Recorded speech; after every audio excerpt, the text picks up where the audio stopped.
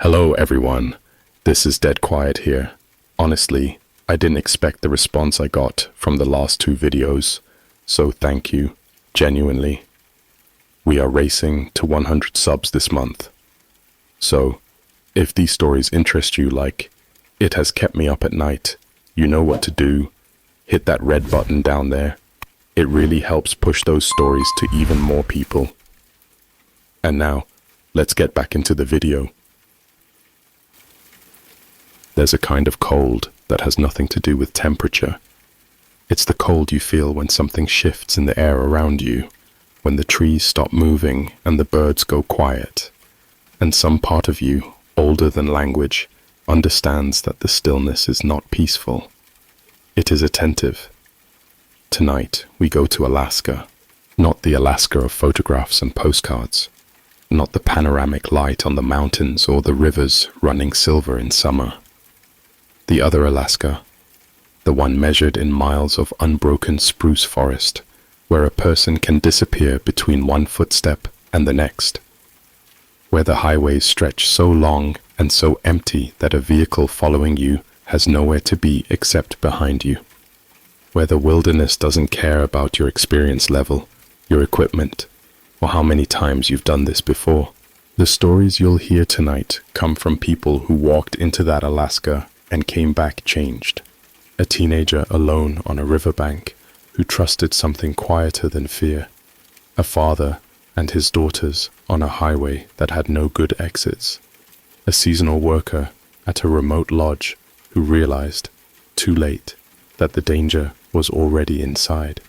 And a 17-year-old boy who walked 4 miles through old-growth forest without his sight, one hand on a shoulder, following a voice that never stopped calling out what was ahead. These are not ghost stories. They are not legend or folklore. They are the accounts of people who were ordinary, in ordinary places, until the moment they weren't. So find a quiet place tonight. Let the noise of the world fall away. And remember, in the wild, silence is never empty.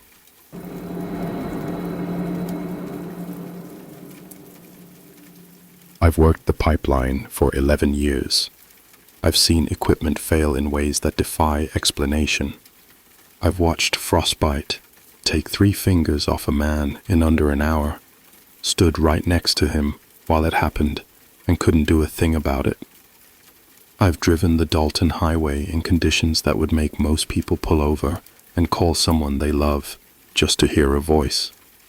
After 11 years, I thought I had a solid understanding of what that road could do to a person. I thought I understood the range of things that were possible up there.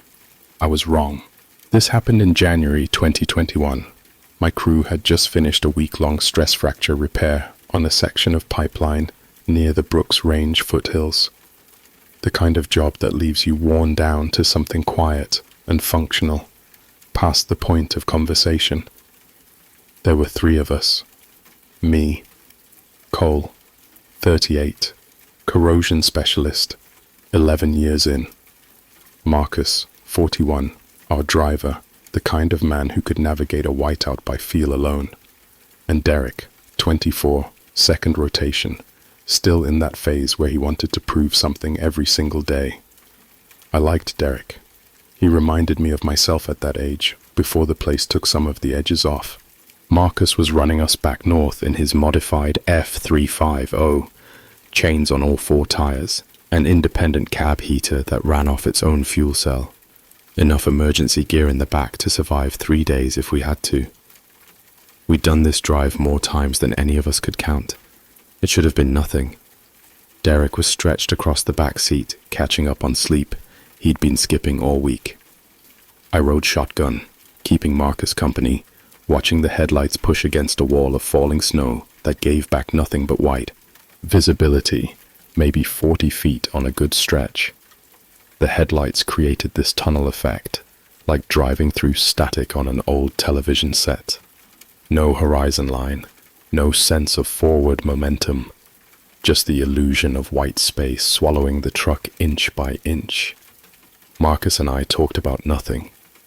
Sports, whether the company would rotate us south before March. The mundane things you talk about when you're trying to keep the dark from settling in too heavy. We were about 2 hours into the drive when Marcus hit the brakes hard enough to throw Derek into the back of my seat. 30 yards ahead, barely visible through the curtain of snow, was a figure walking along the roadside. No vehicle, no emergency lights, no tracks visible leading from anywhere, though at that point the snow was coming down fast enough to cover tracks in minutes. Just a person in a heavy military surplus parka, olive green with fur trim around the hood, walking north along the shoulder of the Dalton Highway in minus 38-degree air. The walk was the first thing that was wrong, not the stumbling, uncoordinated gait of someone fighting the cold. That desperate, tilting movement people make when hypothermia starts taking over the body's coordination. This was mechanical, repetitive, like someone following a track painted on the ground that only they could see. One foot precisely in front of the other, arms loose at the sides, head forward. Marcus honked twice. The figure didn't turn, didn't slow, didn't acknowledge us at all. Derek was awake by then, pressing himself against his window, trying to see through the snow. "Jesus," he said. "He's going to die out there." We all got out. The cold hit like a physical event, not weather, but something with intent, something that found every gap in your gear and worked its way in immediately. We jogged toward the figure, calling out, our voices taken apart by the wind before they could travel 20 feet. Marcus grabbed the man's shoulder and turned him around. His face was pale, not frostbitten pale, not the waxy gray of tissue dying in the cold. Paper white, like something that had never been exposed to sun. His eyes were a cloudy, milky gray, the color of dirty ice, and they looked directly through us, through me, at something far beyond the storm and the road and everything visible. He had maybe 3 days of dark stubble against that unnatural white skin, and his lips were moving, constantly, forming words we couldn't hear over the wind. Then I saw the scar, a jagged diagonal line from his left temple down toward his jaw. The kind of mark left by something mechanical, not a blade. The kind of mark that says someone survived something they had no business surviving. We got him to the truck. He didn't resist and he didn't cooperate, just allowed himself to be moved, arms loose, feet taking whatever steps our guidance provided, like a person whose body had been disconnected from any intention. We loaded him into the back with Derek, who pressed himself against the far door without a word. Marcus cranked the heat to maximum, and that's when Derek said it, quietly, from the far corner of the back seat, his eyes fixed on our passenger's face. "Hey, Cole, doesn't he look like that photographer, the one from Fairbanks they never found?" My chest went tight before my brain had finished processing the words. Nathan Breck, wildlife photographer, 29 years old, disappeared in December 2018 during a solo winter photography trip along the Brooks Range. His camera was recovered 2 miles off the Dalton, memory card missing. There were drag marks in the snow, leading away from the camera that simply stopped. No blood, no gear, no indication of where they led. Search teams worked for 2 weeks. They declared him dead the following summer. His sister still posted on missing persons forums. She'd stopped updating about a year ago. Nathan Breck had a documented scar. I remembered it from the news coverage, from a childhood accident with a wire fence on his family's property outside Fairbanks. A long, jagged diagonal line from his left temple down toward his jaw. Under the fluorescent light of the truck's cabin, this man's face was Nathan Breck's face. His skin was still ice cold, despite the heat running at full. He wasn't shivering. That was the detail that kept pulling my attention, the one that kept overriding everything else. Shivering is the body's last negotiation with the cold. When it stops, the body has moved past the point of self-rescue. But this man's core temperature should have killed him an hour ago, and he was here, sitting upright, with no shiver at all, and his lips never stopped moving. I leaned in close enough to hear over the heater fan. 3, 12, 3, 12, 3, 12, over and over, without pause, without breath between repetitions that I could detect, just that number, looping, like a recording on repeat. The pump station appeared through the storm, a reinforced modular unit, yellow exterior lights barely penetrating the snow, backup generator, two-way radio, 4 bunks. We radioed ahead and got static, which was normal in weather like this. We got him inside. The moment we crossed the threshold, he went completely limp. No warning, no sound, just dead weight that nearly pulled all 3 of us to the floor. We laid him on the nearest bunk and spread out to check the radio and put water on. I stayed with him. Up close, under the harsh fluorescent lights, the details compounded. His fingernails were too long, curved, yellowed, as though they hadn't been cut in months. There was no smell, none at all. Someone who'd been outside in those conditions should have carried the smell of cold sweat, of exertion, of the particular sharpness of extreme cold on skin. There was nothing, just a neutral, almost sterile absence. I checked his pockets. One item in the left interior pocket of the parka, a camera battery compartment cover, cracked plastic. The model number matched a camera system I recognized from the news coverage of Nathan Breck's disappearance. On the inside of the cover, scratched with something sharp, a key maybe, or a blade, NB 2018. When I looked up, our passenger's eyes were open, fixed on the clock on the wall. 11:06 p.m.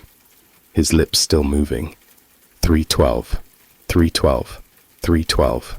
I had been having a recurring dream for 3 weeks, waking at the same moment every time, the number already in my head before I was fully conscious.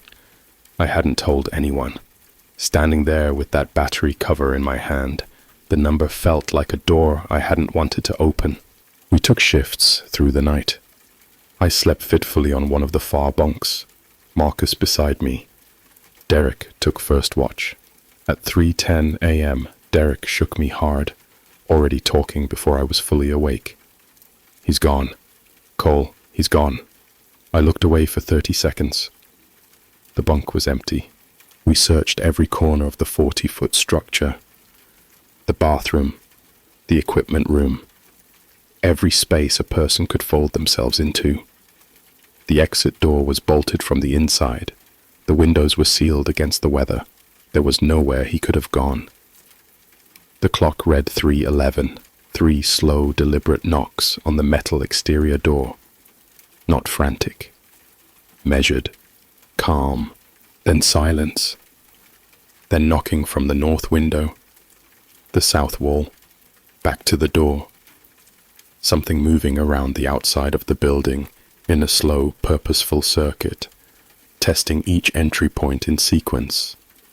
The sound was unhurried, completely methodical, like something that had all the time available to it. At exactly 3:12, the knocking stopped. The silence that followed had a physical quality, pressure in the ears, a ringing that had no source. The 3 of us stood frozen in the middle of the room until dawn came. None of us willing to move first. None of us speaking. When the storm broke around 6:40 a.m., we went outside. The snow around the building was pristine, undisturbed, not partially drifted over, not recovering from disturbance, untouched in every direction as far as we could see. No footprints leading away from the door, no marks under the windows, nothing. Marcus and I turned toward the truck. Derek was gone. No sound, no struggle, no tracks. He had been 2 feet to my left, and then he simply was not there. We searched for 20 minutes, calling his name into the empty white, and found nothing. We drove to Fairbanks without stopping, filed a missing persons report, described the man we'd picked up in detail, left out the part about Nathan Breck. State troopers found Derek 4 days later, 18 miles back down the Dalton, at GPS coordinates I later confirmed matched the exact location where Nathan Breck's camera had been recovered in December 2018. Derek was frozen. No sign of trauma. No tracks leading to or from the position. The official cause of death was listed as exposure. I check my phone records sometimes. The timestamp on the call Derek made to his mother the morning before he disappeared. The timestamp on the last message I sent that night before I fell asleep. I've never told the troopers about the number. I've never told my family. But I'll tell you this, and then I'll let you sit with it. The timestamp on my phone from the moment Derek shook me awake that night reads 3:12 a.m. And the first time I dreamed that number was 3 weeks before we ever stopped on that road. I don't work the Dalton anymore. I transferred south the following spring. Some nights I still wake at the same time, in the dark, with the number already waiting.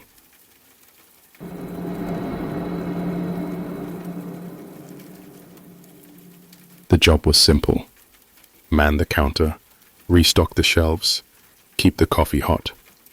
Eugene said it on my first day, standing behind the register with his arms folded, looking at me over the top of his reading glasses.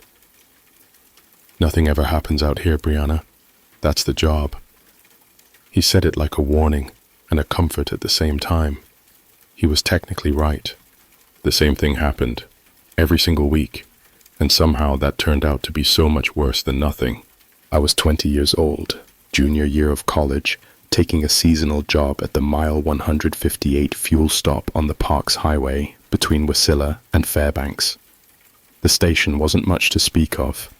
2 pumps under a corrugated aluminum canopy, a small convenience store stocked with overpriced snacks and hand warmers, a bathroom that froze twice a week, regardless of what you did to the pipes, and a single landline that crackled with static on good nights and gave up entirely on bad ones. The nearest actual town was 40 miles south. Most nights, I could stand at the front window and watch the highway for 20 minutes without seeing a single headlight. Eugene, the owner, was somewhere in his mid-60s and had been running the station since the mid-90s. He didn't ask many questions, paid on time, and kept meticulous records going back to the day the station opened in 1987. Dusty binders in a storage closet behind the break room, organized by year, everything logged. Deliveries, incidents, weather events, unusual customers. At the time, I took it as the habit of a particular kind of methodical man. Later, I understood there was another reason. The first 3 weeks passed without incident. Truckers stopping for coffee and fuel, locals filling tanks and making small talk. The occasional tourist who'd misjudged the distance between populated points on the Parks Highway and arrived looking panicked and grateful at the same time. I settled into the rhythm of it. The isolation stopped feeling oppressive and started feeling clean. The first Tuesday in November, the clock had just rolled past 1:30 a.m.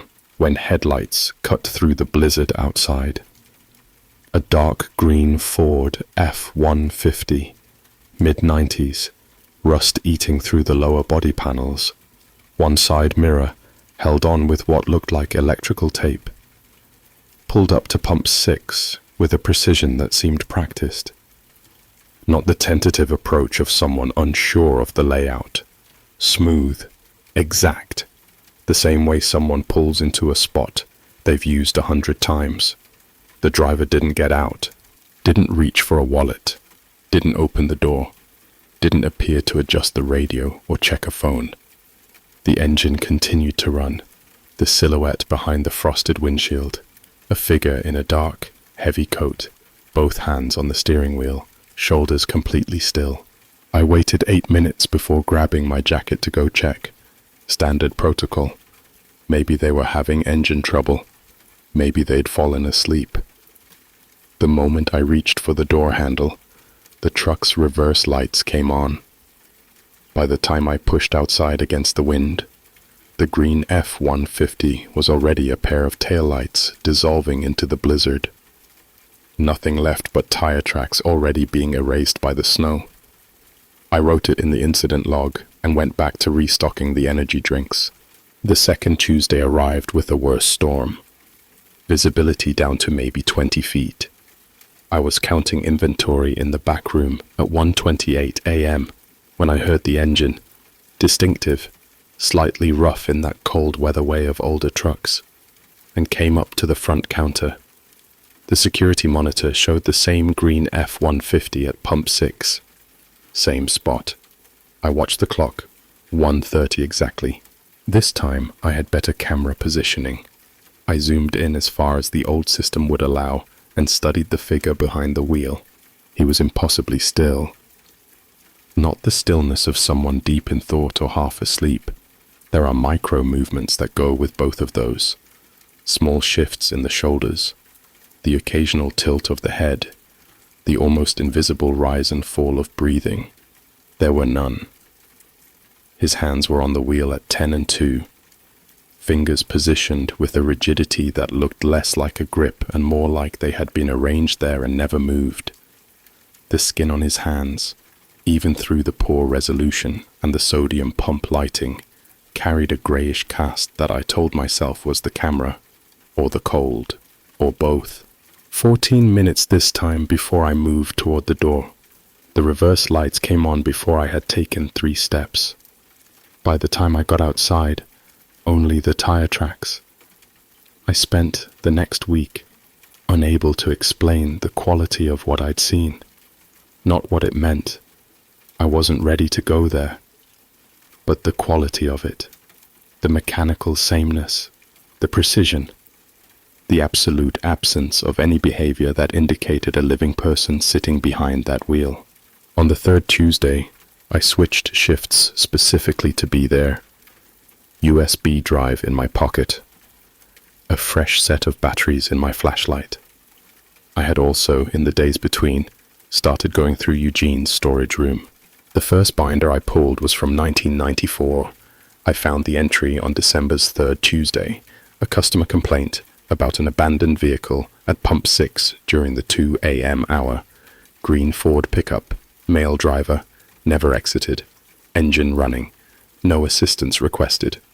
The entry had a small question mark penciled in the margin, Eugene's handwriting. I pulled every winter binder after that, working forward through the years. The entries appeared sporadically, not every year, but consistently across the decades. Always winter, always a Tuesday, always during a storm, always 1:30 or 2 a.m., always pump 6, always the same description. Third Tuesday, lighter snow, better visibility. I positioned myself behind the counter with a full view of the pumps.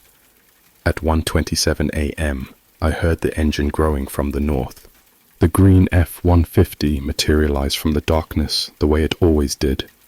No gradual approach, just suddenly there, as if it had been waiting just beyond the edge of the station's light until the right moment. It pulled into pump 6 with that identical, unhurried precision, and the driver sat, unmoving, in his eternal arrangement. I recorded everything, hands on the keyboard of the security system, getting every second of footage onto the USB. At exactly 10 minutes, the truck turned slightly, and for just a moment, the driver's side faced the camera directly. The hood fell back. I stumbled into the cigarette display behind me. The features were human in their structure, but wrong in every quality. Sunken eyes that caught none of the station's light. No reflection, no shine. Just 2 dark recessions in a face drawn tight over bone. Skin like old leather dried past the point of suppleness. The mouth slightly open, frozen mid-word, in an expression that communicated nothing, registered nothing, had not registered anything for a very long time. The truck reversed and was gone before I stopped shaking. I found the folder labeled Incident Reports, Law Enforcement, behind the oldest binders. Inside, photocopied police reports, missing person flyers, a small collection of newspaper clippings held together with a rusted paperclip. The article that stopped me, January 1995. A local man named Robert Ashe, 33 years old, construction laborer, had disappeared on the park's highway during a severe winter storm while driving home from a remote site. His vehicle, a 1991 dark green Ford F-150, had vanished with him. Extensive searches, no trace of either Robert or the truck, declared dead 13 months later. The article included a photograph. Even in grainy newsprint reproduction, the bone structure was clear.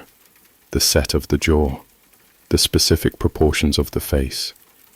Robert Ash's last known radio contact with the construction site had mentioned stopping for gas. The timeline placed him near mile 158 at approximately 1:30 a.m. when the storm peaked. The final document in the folder, a DMV plate lookup someone had run 3 years ago and tucked in without comment. The plate on the green F-150 belonged to Robert Ash, registered to a vehicle declared missing in January 1995, over 30 years ago. I opened Eugene's cabinet under the register that same night. Behind a box of receipt tape, I found a small Ziploc bag, a lighter, 2 unsmoked cigarettes, a folded dollar bill. When Eugene came in for the morning shift, I showed him. He didn't deny it. He set the bag down on the counter between us, looked at it for a long moment, and said quietly, "Robert always bought those when he stopped. Every time. Same order." He paused. Figured if he kept coming back, maybe he was looking for something he left. Least I could do was have it ready. I had 4 days until the next Tuesday. When it came, the sky was clear at midnight. Stars visible, cold, clean air. No storm in any direction. I'd almost convinced myself the pattern required weather to function. At 1:15 a.m., clouds rolled in from the north without warning. Heavy snow within 20 minutes. I put on my jacket and picked up the flashlight I'd had sitting ready for 3 days. At 1:30, the headlights appeared. Outside, the cold was a wall. I pushed through it toward pump 6, watching the truck take its familiar position with that same mechanical grace. Up close, I noticed what the camera had never caught. The snow fell differently around the truck, a perfect radius in which not a single flake touched the vehicle. No condensation on the windows, no fog from breathing against the glass. The interior looked as cold as the air outside because it was. Whatever was in that cab was not producing heat. I raised my fist to knock on the driver's window. The moment my knuckle made contact with the glass, the station's power cut completely. Every light, every pump display, the hum of the coolers, all of it, instantly gone. I hit the button on my flashlight. It flickered twice and died. In the total darkness, I heard the driver's door creak open for the first time. The emergency generator should have kicked in within 8 seconds. The darkness stretched past that, past 30 seconds, past a minute. Then I saw light from inside the station. Not the harsh fluorescence I knew. Soft, pale, cold, emanating from the front windows like something had been left on in a room that had no business having light in it. Through the snow, I could make out a figure at the front window, standing perfectly still, facing outward. Too tall, too thin. The heavy coat, the hollow face. Robert Ash was standing inside the locked station on the wrong side of the glass, and frost was spreading from where he stood. Intricate, branching patterns crawling across the window like frozen veins reaching outward toward me. His empty eyes found mine with an intensity that felt physical, like a hand pressing against my chest. Behind me, the truck was still idling. I turned just enough to confirm what I already knew. The driver's seat was empty, the door hanging open like a mouth. I looked back. Robert had moved to the glass, close enough that I could see the specific quality of ruin on his face, the skin like paper stretched over absence.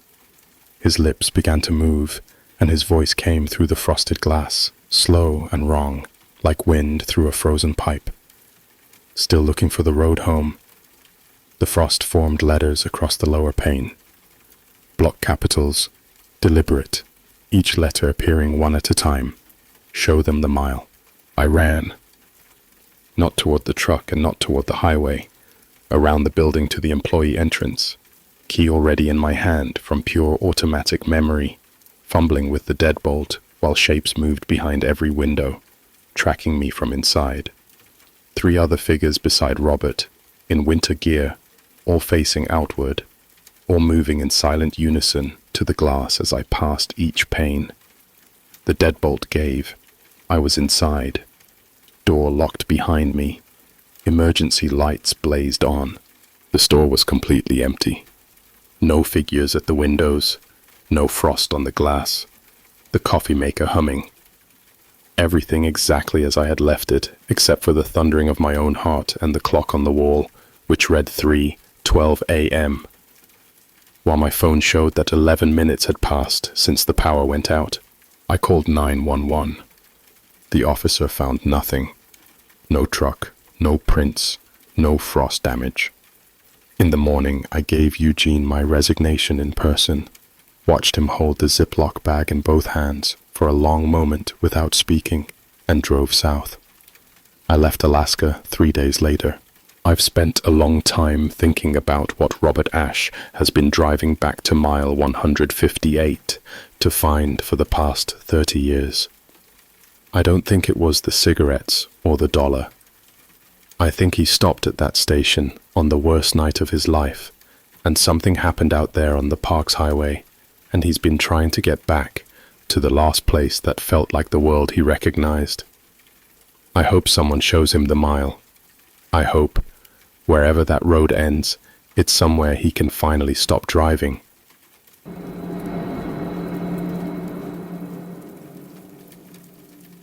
I've been a wildlife biologist for 12 years. The work has taken me into some of the most remote and demanding environments in North America, and I have always brought the same set of tools with me: good equipment, careful methodology, and the firm conviction that what I'm looking at can be explained if I collect enough data. I believed in the explanatory power of instruments. I believed in what the monitors told me. So when I tell you what happened on the night of June 3rd in the Canute National Wildlife Refuge, I want you to understand the context. I am not prone to embellishment. I am not someone who reaches for impossible explanations before exhausting the possible ones. I exhausted all of them. I'm still standing in what's left. The assignment came through in late April 2022. A federally funded wolf migration study, 38 GPS-collared gray wolves, 3 weeks of continuous monitoring, behavioral data collection focused on how climate-driven vegetation shifts were altering traditional territory boundaries in interior Alaska. The kind of work that could directly influence conservation policy across the region. I was leading the team, which was the opportunity I'd been building toward for 6 years. My team, Dr. Owen Park, 52, senior researcher, 20 years in the field, methodical to the point of sometimes being frustrating. Melissa, 26, graduate student in her 2nd year, sharper than she gave herself credit for. James, 23, field technician on his first major assignment. Earnest, reliable, the kind of person who triple-checked equipment settings out of genuine care rather than anxiety. Tyler, 29, equipment specialist, handled the thermal drone program with quiet competence. Base camp was established at the site of a Cold War-era remote listening station, decommissioned in 1971 and briefly repurposed by a petroleum survey company in the 80s before being abandoned again. The Canute Refuge Administration used it as a researcher staging area due to its existing concrete foundations and cleared ground.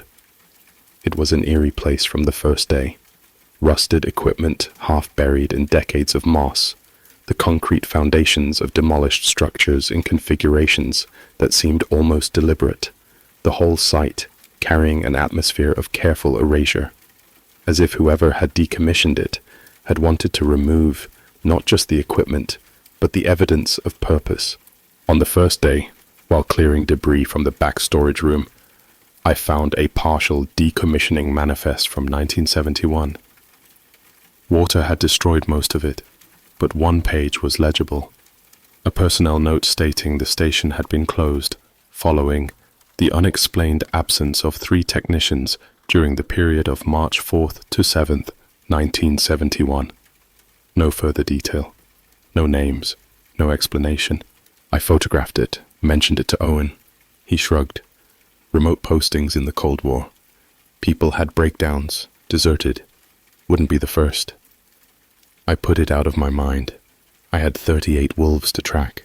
The first 5 days were genuinely excellent work. Signals clear and consistent, streaming from all colored animals in expected patterns. Every morning, coffee around the portable stove and the satisfying rhythm of red dots, moving across the digital maps in ways that confirmed our baseline hypotheses and hinted at more complex stories underneath. Tyler's thermal drone flights were capturing behavioral footage I hadn't dared hope for. Coordinated feeding behavior, territorial display patterns, social dynamics we hadn't seen documented in this specific population before. James had a particular ease with the monitoring equipment that made him valuable beyond his experience level. He'd sit with the receivers for hours, making small notations, flagging subtle signal variations that turned out, on 3 separate occasions during those first 5 days, to indicate behavior worth the drone documentation. On the evening of June 3rd, I was reviewing data logs in my tent at 11:30 p.m. when James came running. His face was pale under the lantern light, and his voice had that specific, controlled quality of someone working hard to sound less alarmed than they are. "Dr. Whitfield, you need to come see this. All 38 are gone." At 10:44 p.m., 46 minutes before he reached me, every single GPS collar in the study had gone dark simultaneously. Not one by one, not sequentially, not with any technical preamble. All 38 signals cut off at the exact same fraction of a second, as if someone had reached into the network and pulled a single master switch. We spent 3 hours attempting every recovery protocol we had. Manual pings to individual collars, frequency adjustments, boosted signal strength. Owen ran full diagnostics on every receiver. Tyler checked the backup systems component by component. Everything on our end was functioning within normal parameters. The problem wasn't with us. The silence outside the monitoring tent was the thing that started getting under my skin as the hours passed. Interior Alaska in June is alive with sound at night. Owls calling across drainages, the ticking of cooling spruce wood, insects, the quiet percussion of the river moving over stones nearby. That night, after the signals went dark, even those sounds faded away, not gradually, as they sometimes do before weather change, just gone, as if something had pressed a hand over the entire forest. We decided to maintain rotating watch through the night and assess in daylight. I took the 4 a.m. shift alone in the monitoring tent, surrounded by silent equipment, watching the blank tracking screens and trying to construct explanations that held together under examination. None of them did. The simultaneity was the wall I kept hitting. Any technical failure that would affect all 38 units at once would leave a trace in the equipment. There was no trace. Dawn brought no answers, only questions with better lighting. We hiked 6 miles to the last known position of the nearest pack and found nothing. No animals, no fresh tracks, no scat, no disturbance in the vegetation that would indicate a large group of predators had recently been there. But our remote equipment at that location, cameras, motion sensors, secondary GPS units, was completely undisturbed and functioning normally, still recording, still waiting for animals that were no longer there. On the evening of the second day, Melissa reviewed the thermal drone footage from the night of the disappearance. All 5 of us gathered around her laptop in the main tent. watching hours of infrared footage progress through the familiar shapes of an empty forest at night. At 10:42 p.m., 2 minutes before the blackout, the footage captured something on the surface of a frozen lake 400 yards north of camp. 5 figures emerged from the ice surface itself, moving in complete synchronization across the open ground toward the tree line on the camp's side of the lake. Humanoid in their proportions, but wrong in their scale. Approximately 8 feet tall, with limbs that were too long in ratio to the torso, moving with a fluid, boneless quality that spoke of something deeply familiar with this terrain. Not learning it, already knowing it. The way a person moves through their own home in the dark. What made my skin rise? The synchronization. Not marching in formation, not walking in a loose group, mirroring. When the figure at the front raised one arm, all 5 performed the identical motion in the same fraction of a second. Not like followers responding to a leader, like components of a single organism. Their thermal signatures read between 85 and 88 degrees Fahrenheit, warmer than the ambient environment, cooler than a human body, significantly cooler. No audio. Across 200 yards of rough terrain with fallen logs and dense ground vegetation, they moved without disturbing a single branch. They reached the tree line on our side of the lake at 10:43:51 p.m. 13 seconds later, every GPS collar went dark. Owen rewound the footage 3 times without speaking. Tyler kept saying the thermal sensor must have malfunctioned. The image artifacts must have been atmospheric interference. There had to be a technical explanation. Melissa and I looked at each other and said nothing, because we both understood that the footage was too consistent, too detailed, and too precisely timed to be explained by equipment error. We established a buddy system. Nobody left their tent alone. Hourly check-ins. I barely slept, lying in my sleeping bag, running the footage through my mind, counting the figures, measuring the implications. At 2:17 a.m., I heard Melissa whispering urgently to Tyler in the adjacent tent. I called out. She said she'd had a bad dream. Her voice was careful. I let it go. Dawn. James's sleeping bag was empty. Boots gone. Every personal item arranged neatly beside his cot, as if he'd tidied deliberately before leaving. We searched the camp perimeter, called his name into the forest in every direction. I checked the riverbank. 80 yards from camp, on a flat, dry rock at the water's edge, I found James's hiking boots, placed with exact parallel alignment, toes pointing toward the current, laces tied in perfect bows, not a scuff of mud on the leather, despite the wet, mossy ground surrounding the rock on all sides. The rock itself was completely dry. No morning condensation, no dew, dry as if it had been covered until just moments ago.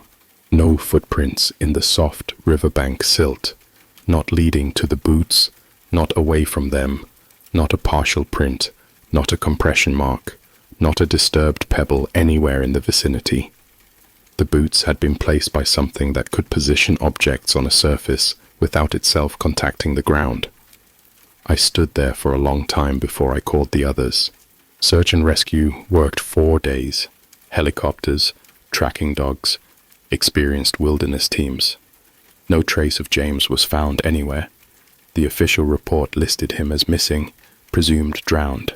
The boots were noted as circumstantially unexplained and formally dismissed as irrelevant to the drowning hypothesis. I went home, filed my report, tried to write a technical explanation for the GPS blackout involving unusual geomagnetic activity, and listed it as a working hypothesis I explicitly noted required further investigation. I went back to teaching. I tried to let the footage be something that lived in a folder I didn't open. 6 months later, a forestry worker conducting winter surveys in the Canuti called me. He'd found something buried under a cairn of flat stones near the north wall of the old Cold War listening station's foundation. A GPS collar, still functional, data intact. Location log showing it stationary at that exact position since June 3rd at 10:44 p.m., the precise moment every signal had vanished. He also told me, and this is the part I have not included in any official report, that he had found something carved into the concrete of the foundation wall. Recent, not weathered. 3 names and 3 dates, all from March 1971, matching the period described in the decommissioning manifest I had photographed on my first day. The 3 technicians whose absence had closed the station. Their names were in that wall.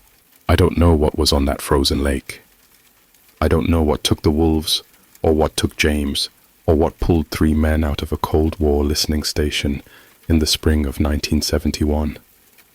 I know what the thermal drone recorded, and I know what the GPS data showed, and I know that the boots were dry on a wet rock with no footprints around them. I've spent 2 years building walls around those facts. The walls keep coming down. Some mornings, at 4 a.m., I still find myself staring at a ceiling and counting. 1, 2, 3, 4, 5, and hearing the silence of a forest that should not have been silent. I have not gone back to Canuti. I don't expect to.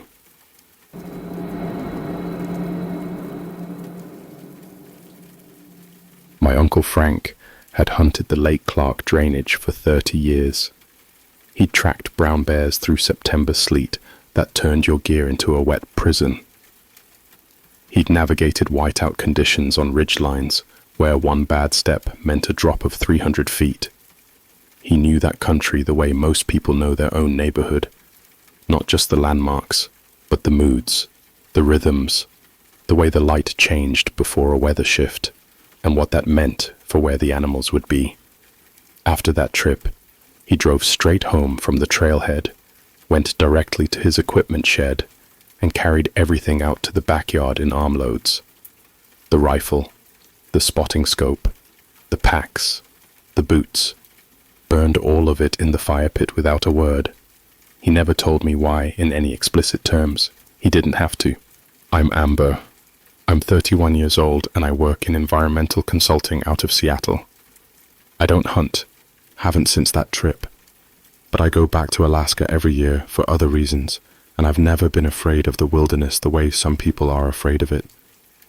What I carry instead is a very specific, very permanent understanding of what kind of intelligence exists in those mountains.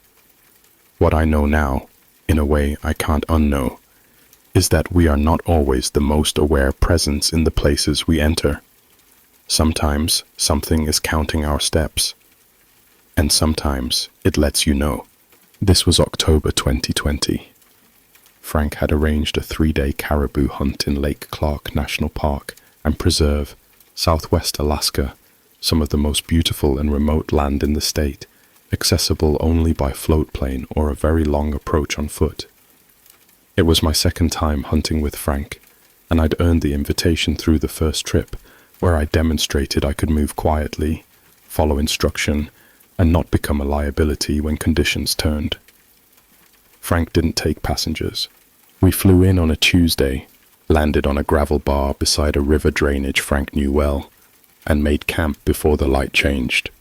Frank was in that state he always found in the field, a calm, focused alertness that seemed to operate at a slightly different frequency than normal life.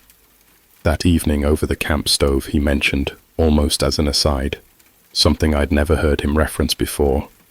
The Dena'ina Athabascan people, who have lived in relation to this landscape for thousands of years, speak of a white wolf of exceptional size that some hunters believe follows specific people through the mountains, not to attack, but to observe. Frank called it the counter in loose translation. He said it with the mild dismissiveness of someone recounting folklore they find interesting rather than credible. I filed it away and didn't think about it again until the second day. The first morning unfolded exactly as Frank had planned. Good weather, clean air, frost on the ground that made for quiet tracking once the surface hardened. Frank read the terrain like a text he'd read many times before, pointing out old scrapes on the alders, explaining what the distribution of lichen on exposed rock told him about the prevailing wind patterns and where the caribou would be sheltering through the afternoon. I felt the particular pleasure of being in the presence of someone who genuinely understands a place. Day 2 changed the register of everything. About 3 hours into the morning's hike, Frank stopped on a bench of exposed rock, overlooking a narrow drainage below, and stared at something for long enough that I came up beside him without being called. In the drainage, arranged around a flat, pale stone, were the remains of a caribou. Not scattered in the random distribution of a predator kill, not the chaotic, opportunistic mess of a wolf pack, or even the more focused damage of a bear. The bones had been stripped surgically clean and laid out in a cross pattern, radiating from the central stone, the skull positioned at the exact center, with the empty sockets aimed at the sky. No fur, no blood. The ground around the site was soft and should have held impressions easily. There was not a single track anywhere around the site, not a partial print, not a compression, not a scuff. Frank knelt and ran his fingers along the edge of one of the larger bones. He'd hunted this country for 3 decades and seen every kind of predation it produced. The color had drained from his face. "I've never seen anything like this," he said quietly, more to himself than to me. We found 5 more sites across that day. A doll sheep arranged in the same cross pattern on a high shelf of rock. A ground squirrel's remains forming a perfect miniature circle on a flat piece of shale. A ptarmigan, bones clean, feathers absent. The arrangement identical in its logic to the caribou, but scaled down with the same meticulous precision. Each one more recent than the last. The first was weeks old, the third was days. The fifth, the last one we found before turning back toward camp, still carried the metallic, close smell of very recent death. Whatever was doing this was moving ahead of us, staying out of sight, preparing each site and waiting for us to reach it, leading us deeper. That night Frank kept the fire at full burn all night and took the first watch himself without discussion. I lay in my sleeping bag listening to the fire and not sleeping and trying to decide what category of explanation fit what we'd seen. No category held. At 2 a.m. during Frank's watch, he put his hand on my arm quietly and said my name. When I opened my eyes, he was pointing toward the tree line on the far side of the clearing. 2 eyes, silver white, positioned 8 feet off the ground, set in a width that suggested a head larger than any canine I'd ever encountered. They caught the firelight and returned it differently than reflective animal eyes do. Not the flash of a mirror, but an active, steady quality, as if the light was being examined rather than simply reflected. They didn't blink. They didn't move. They watched the camp with an attention that had a specific quality to it. Not the fixed incomprehension of prey species freezing in light, but something that was categorizing us, storing information. Frank had his rifle trained on the space between those eyes for 15 minutes. He didn't fire. Later, when I asked him why, he said simply, "I didn't think it would do anything." The eyes watched us until the first grey light began separating the tree line from the sky. Then they were gone, not retreating into the forest, not moving away gradually, present, and then not present, in the space between 2 blinks. We searched the site at dawn with full light. No tracks, no disturbance in the vegetation, no physical evidence that anything had stood there. On the 3rd morning, 4 hours into the hike, Frank went completely rigid on the ridgeline and handed me the binoculars with hands that were not quite steady. On the opposite ridge, approximately 800 yards across the valley, stood a wolf. But that word fails to carry the information.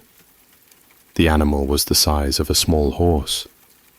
A comparison that sounds impossible until you see it, and then it seems like the only accurate comparison. Its head and shoulders were proportioned wrong for any canine biology I'd encountered in 12 years of wildlife work, scaled past the point where the basic design of the species still applies. The fur was white-grey, with a line of silver markings along the spine that caught the October light like hammered metal. It stood completely still, facing directly toward us, with the particular quality of stillness that says an animal has been in this position for some time and intends to remain in it until it chooses otherwise. It watched us for 2 minutes.